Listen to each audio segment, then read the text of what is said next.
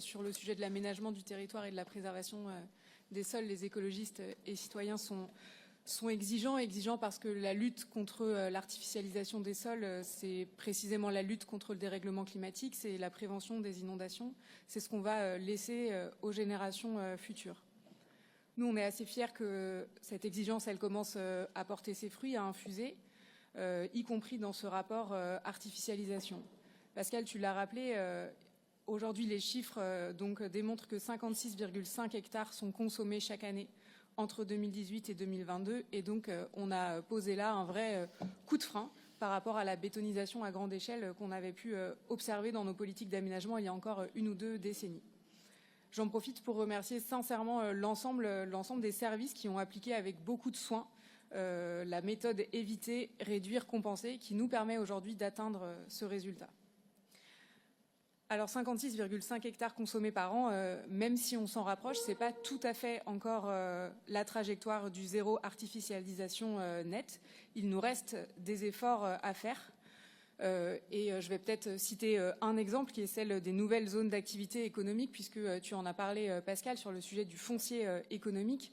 Et donc je voudrais rappeler ici la position du groupe écologiste et citoyen sur à la fois l'extension de la zone d'activité économique à Belle-Étoile ou encore celle de la création d'une zone d'activité économique à Métairie-Rouge. À L2, elles font déjà 45 hectares, plus les hectares qu'on avait votés dans la modification du PLUM lors du dernier conseil métropolitain. On parle là donc de plusieurs dizaines d'hectares qui sont déjà dans la balance pour les années à venir.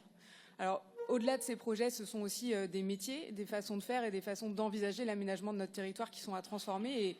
Et en fait, c'est déjà en cours, c'est déjà une réalité. Les urbanistes, les professionnels de l'aménagement, ils nous attendent pas forcément, nous, les élus, pour s'y mettre. Donc je pense qu'on a aussi un enjeu à leur faire confiance, à les accompagner, à oser, nous, de notre côté, mener des politiques fortes et donc à changer aussi notre matière grise et donc à supprimer un peu de béton et faire confiance à nos cerveaux. Quant à l'évaluation du PLUM, on a déjà eu l'occasion de s'en parler dans cette assemblée. On a des objectifs qui ont été posés en 2019 qu'on considère obsolètes.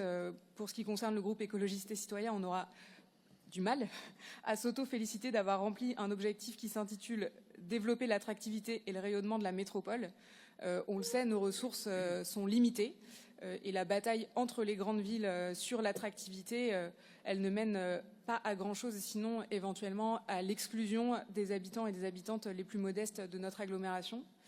Et puis, parfois, on se donne collectivement des recommandations, et puis à certains endroits, on les piétine un peu mieux ensuite. Je vais vous donner un exemple, puisque l'évaluation du PLUM, elle pointe, je cite, « la trop grande pollution de l'air à proximité des logements et la nécessaire réduction de la place de la voiture ».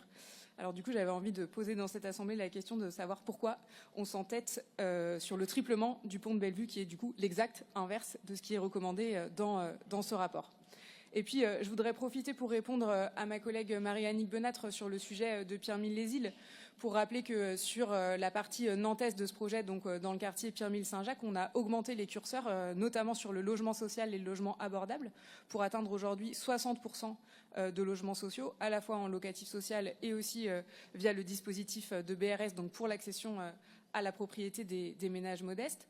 Moi, sur ce site-là et dans le cadre de l'urbanisme transitoire, j'ai porté la réalisation d'une résidence sociale de 80 places. On a fait une pose de première pierre la semaine dernière. Donc je peux vous dire que je suis, en tant qu'adjointe de quartier, extrêmement mobilisée à la fois sur le sujet du logement en général, mais très particulièrement sur le sujet du logement social. Et je pense qu'à la fois en tant qu'adjointe de quartier, mais au nom du collectif des élus de ce quartier, on assume d'avoir revu ce projet. Et au final, le grand débat, il nous donne raison. Les habitants et les habitantes, ils nous ont dit des choses très précises. Il y avait des verbatims qui disaient faire avec le déjà là, prendre la nature comme un intrant systématique dans nos projets, ou encore préserver des constructions, les berges de la Loire et de ses affluents. Donc je crois que c'est aussi l'objectif auquel on parvient avec la révision de ce projet. Donc oui, à Nantes-Sud, on assume, on est fiers d'être au rendez-vous d'une ville qui se prépare à des vagues de chaleur, en préservant les îlots de fraîcheur qui existent déjà, en luttant contre l'artificialisation et bien sûr,